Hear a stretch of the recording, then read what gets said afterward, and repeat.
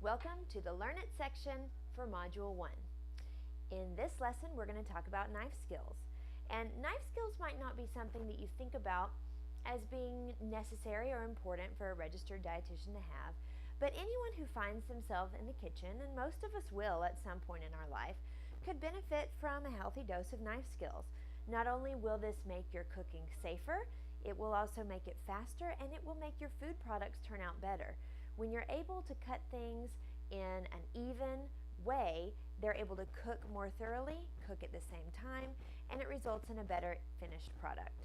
So the first thing we're going to start with is just kind of going over a few different types of knives and also talk about how to tell if your knife is sharp enough.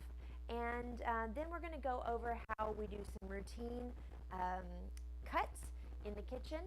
And yeah, I think that's what we're going to do. So let's get started. So, we've probably all seen those really expensive knife blocks or knife sets that they have in places like Williams-Sonoma. And while those may be fantastic and it would be really nice to have that sort of thing, the reality is not all of us can, want, or could afford to have those types of tools in our kitchen arsenal.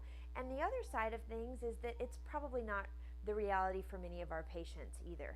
And so if we are well versed in how to use tools that our patients have, it can help us be more useful to them as we're trying to teach them how to best use what they have on hand.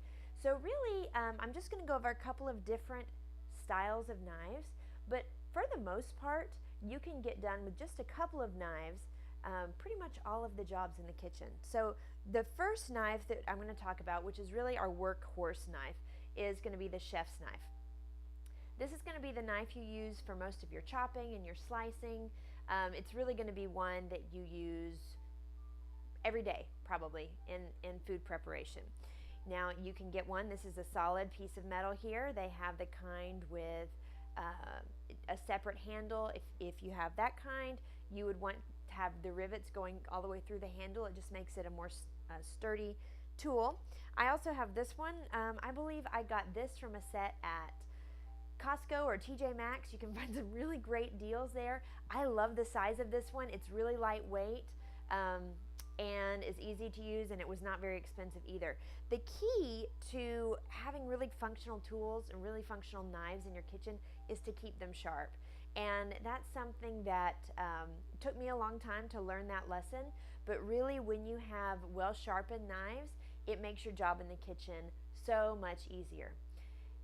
Oftentimes, people think the most dangerous piece of equipment in a kitchen is a sharp knife, but the reality is the most dangerous piece of equipment in a kitchen is a dull knife.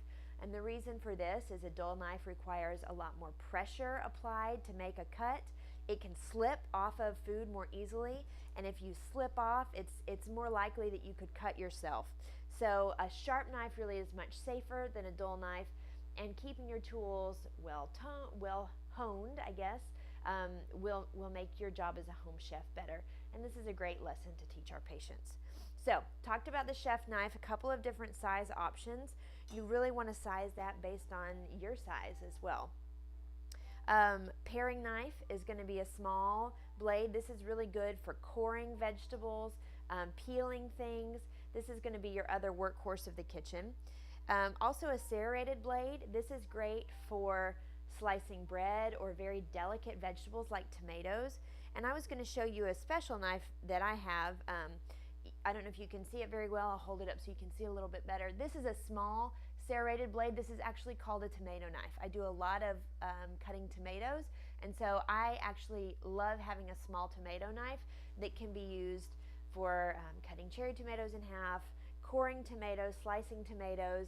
I use it pretty much every day. And then the final knife I want to show you is a slicing knife. This can be used for cutting meat, a number of uses in the kitchen, but really your two workhorses are going to be your chef's knife, your paring knife, and then if you're like me and you do a lot of tomato preparation, a small serrated knife could be great for cutting tomatoes as well.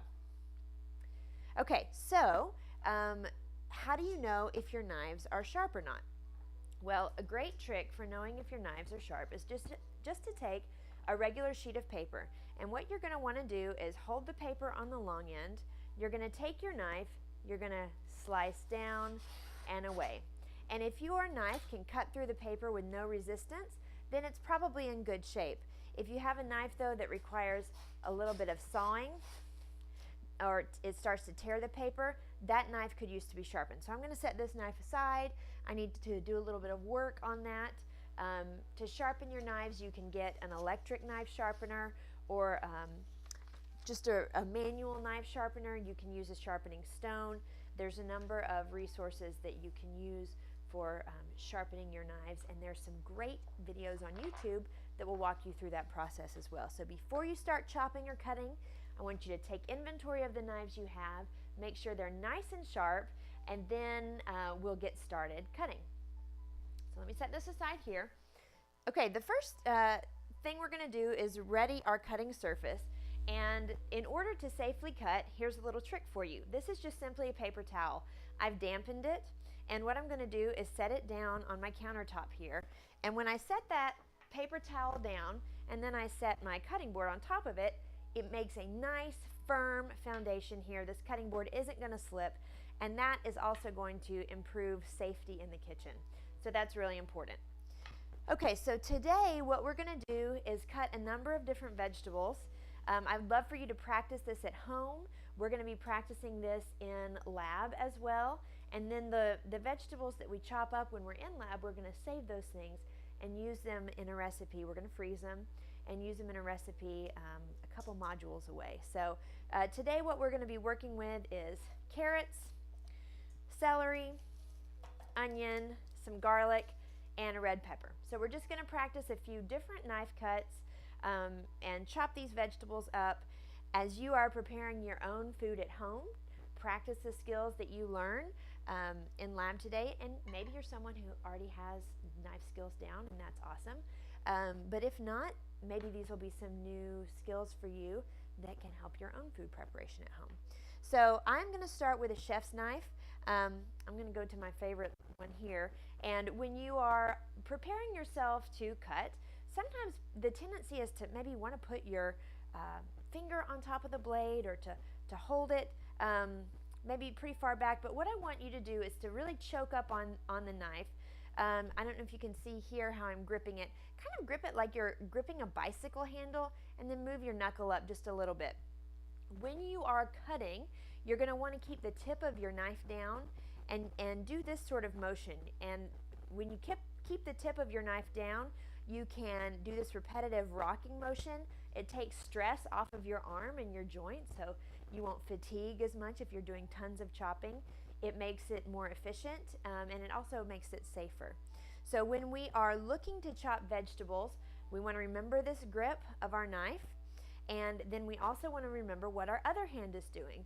And when we teach kids knife skills, one thing we like to teach them is to put the bear in the cave. And so in this example, my thumb is the bear and my hands are the cave. I've also heard it referred to as the bear claw. And so basically you're going to pull your thumb away, and you're going to use the tips of your fingers to hold the vegetable. I'll go ahead and get an onion out and show you what I'm talking about. To hold the vegetable in place so that your fingers aren't in the way and in danger of getting cut. So why don't we go ahead and start with an onion. It's probably not a great idea. I cry every time I chop an onion, so this might be pretty ugly, but we'll go ahead and get started. I did pop this onion into the freezer for a few minutes in hopes that that would reduce the juiciness of it, so we'll see if I can keep it together while chopping this onion. So the first thing we're going to do is cut it from pole to pole, and by that I mean we're going to cut lengthwise from the stem end to the root end. Well, I'm going to show you here my bear claw. Got a nice sharp knife here, and one motion, cut it down. Okay. So the next thing I'm doing, if I have a loose paper skin, I'm going to move that off. And the next little trick here is that I'm going to peel back the first layer of this onion. Actually, I'm going to chop off, this is the green end, the stem end, and chop that off and set it aside. Then I'm going to peel back this layer of this onion. Oh no, I can tell. The waterworks are going to start here any second.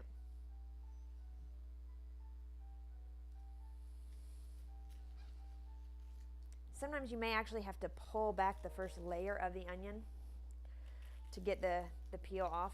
But do you see what I'm doing here? I'm actually leaving it intact, and I'm kind of leaving this little tail, and that's going to be helpful to me as I'm chopping it here in just a minute. The next step, I'm going to leave this just like this, is to put my left hand, because I'm right-handed, I'm going to put my left hand on top, and we're going to go for just a not really a small, just a regular chop size on this onion, so about 1/4 to 1/2 inch. And what I'm going to do is put my hand here and really bend my fingers back. I want to get them out of the way. So I'm putting my hand on top, bending my fingers back, and I'm going to make some slices, some horizontal slices, and I don't want to go all the way through the root end. I'm just going maybe a little more than 3/4 of the way back. So I'm cutting here with my knife, keeping my fingers out of the way, making those slices. Got to be super careful as we get towards the top. So I've made about 1, 2, 3, 4, about 5 slices in this onion. The next thing I'm going to do is use my bear claw, and I'm going to make some vertical cuts here. And I'm really just using the tip end. Again, I'm not going all the way through, trying to keep the vertical cuts the same size. So I'm going for about 1/4 of an inch here. I'm not going through to the root end, and I'm just chopping down here. Take it nice and slow all the way through so that all of my slices, both horizontally and vertically, are about 1/4 to 1/2 inch. Now that I have that done, I'm going to grip my little tail here. My fingers are out of the way, and I'm kind of using my thumb and my ring and pinky finger to sort of cradle the onion and keep the slices from fraying out, if that makes sense. So now what I'm going to do is put the tip end of my knife on the board, and I'm just going to start rocking, making this rocking motion. And as I rock down my onion, I'm pushing it ever so slightly towards my knife. And as you can see, I've got perfectly shaped chopped onion here. Looks great. Should have gotten a bowl out. Let me do that really quick.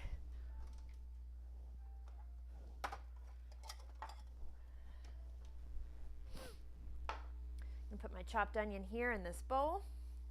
A lot of things you can do for this. A lot of people have the tendency to want to use their knife to scrape the vegetables that they've chopped onto the board. You can do that, just know it's going to dull your knife. This is called a bench scraper. You can use it. There's some pastry applications to it, but it's a great tool to use to scoop up anything that's on your board and put aside. So now you can see I just have a tiny bit here, and if I had more, I could use it just really if I don't want to waste any of this onion, which I don't, of course. Get some of this over here too. I'll go ahead and pick that up. Again, perfectly chopped onion, super easy, very safe, very efficient, a lot easier than perhaps you've done in the past. So we're going to do the same thing with this side. I'm chopping off the stem end here, pulling back my first couple of layers, really till I get to that good onion layer underneath. This one's being a little persnickety on me. That's all right. Ooh, I hate to lose that much, but that's all right. So get my board clean here. Another great skill to develop, and I'm still developing this one myself, is to keep your workspace clean and tidy as you're going through the cooking process. This really does help make things more efficient, helps you know where things are, find things more easily, put the right ingredients in at the right time. So again, we're going to do that same process, hand out of the way. I'm making my horizontal slices maybe about 7/8 of the way through the onion. Keep it going here. All right. Vertical slices, again, I'm really just using the tip end of my knife. My bear claw's working, keep my fingers out of the way. And I'm going to start rocking again. Chopping that onion. So my root end over here. I'll show you how nicely that bench scraper works. Move all of that chopped onion into my bowl. As you can see, perfectly chopped onion, just a few simple steps. Pretty simple, straightforward, and with a little bit of practice, very quick way to chop an onion, especially, again, getting it into those evenly sized pieces. And once more, that's really important because when things are chopped to even sizes, they cook at the same speed. And that's important for having a good finished product. Onion's a great source of vitamin C. It's also a good source of calcium, phosphorus, magnesium, potassium, good source of dietary fiber and inulin as well. So it is fantastic for adding flavor to dishes. You use it a lot in the preparation of dishes. You'll saute some onion in oil or butter, something like that. Really starts to develop flavor in the dish. So chopping onion, not something to be scared of doing, very simple and straightforward. Okay, next thing we're going to do is move to a carrot. I'm sure all of you have chopped carrots in your life. When you cut a carrot, get my onion off the board here. When you cut a carrot into these penny-sized slices, this is just called slicing. When you get these rounds, this is just slicing a carrot. If you were to ever get instructions to cut something on the bias, what you would do is turn your knife at a 45-degree angle, or I guess what you would do is turn your food kind of at a 45-degree angle. And essentially you're going to cut it here. It's the same repetitive rocking motion.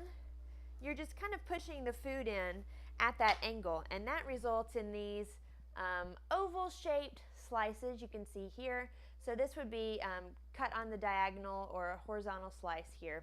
Sorry, not a horizontal slice, a diagonal slice here. You may have a recipe that requires a dice. So how do you take a round vegetable like this and get it into even square shapes? Well, that can be a little bit dangerous because, as you can see, carrots are round, they roll around, and it's not always the safest thing to try and chop a carrot when it's rolling around. So the first thing we want to do is shave off just a tiny bit here along the side, and we're doing that to make it flat. And that flat surface will make it much safer for us to chop. So now that we've done that, what I want to do is cut this into about half-inch slices. And I'm going to go ahead and do that here. My fingers are out of the way. There's one. Ooh, this one's a little narrow. There we go. And here is two. Now that I have that done, I'm going to stack using my flat ends, and I'm going to make matchsticks out of this. Now, a fatter carrot is easier to work with. This one's not huge, so I'm kind of having to move my knife back a little bit.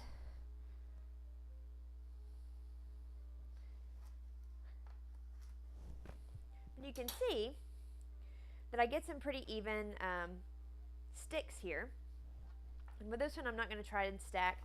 If you are trying to dice a wet vegetable, like a tomato, I would never stack more than 2 slices. If you've got a potato that you're trying to dice, or a really big carrot, parsnip, rutabaga, another root vegetable like that, you can put a few slices together to make a dice.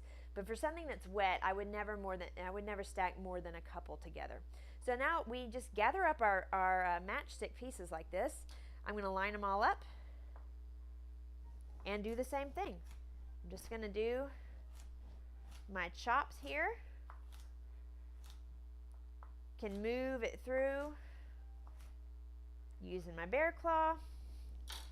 And as you see, I've got some perfect little carrot cubes here. They're all the same size essentially, and that's going to result in cooking at the same speed. And that's really important for quality of recipe.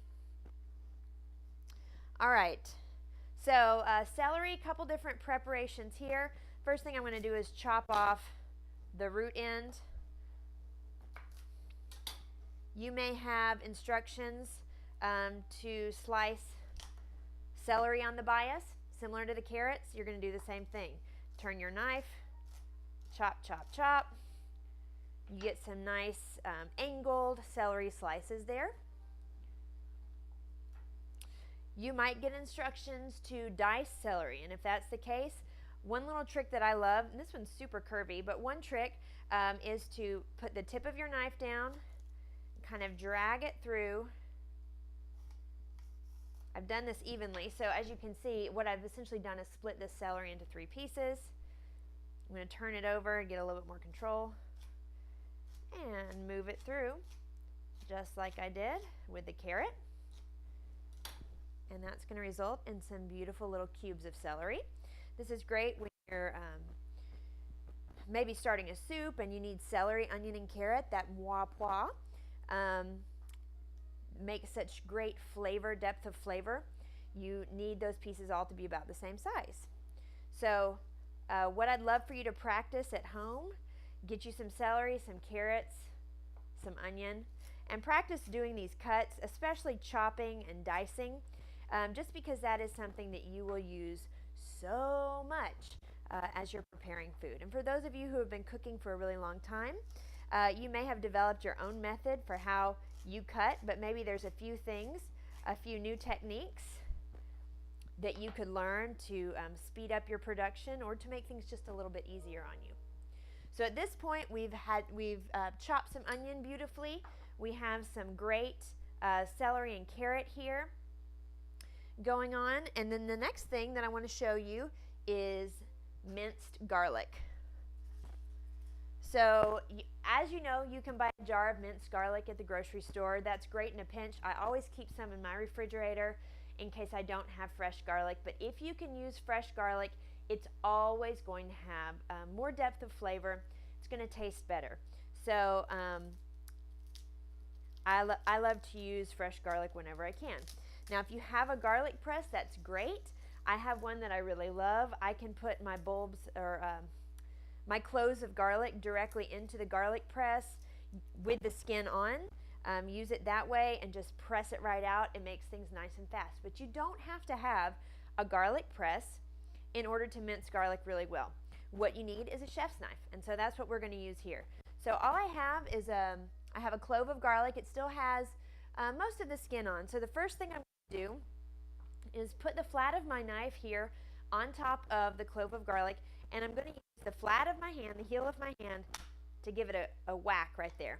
And as you can see, what's happened is it's kind of popped open that garlic, and it just releases the skin. It's so easy the way that that works. And so now what I'm going to do is take my garlic clove.